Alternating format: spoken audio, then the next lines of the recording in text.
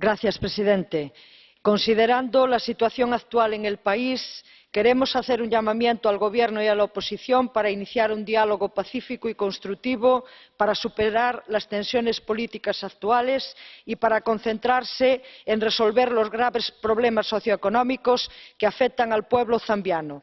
Solo algunos datos.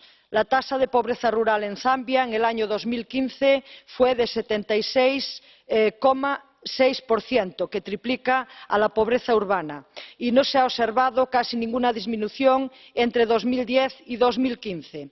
Se estima que la desnutrición es un factor subyacente en el 54% de las muertes infantiles. Un elevado número de personas no tienen acceso al agua potable ni a los servicios de saneamiento adecuados, y el VIH y el SIDA son pandémicos en el país.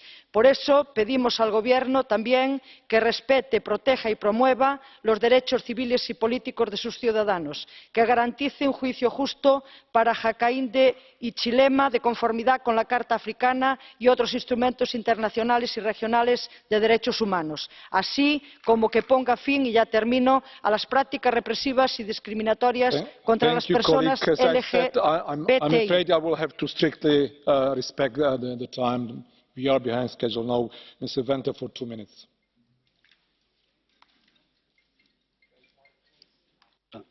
Panie Przewodniczący! Na wstępie chcę podziękować pozostałym grupom politycznym za dobrą współpracę i przygotowanie wspólnego projektu rezolucji. Od czasu kampanii wyborczej wyborów 2016 roku każdy wie, rośnie napięcie polityczne między partią rządzącą a partią opozycyjną Zambii.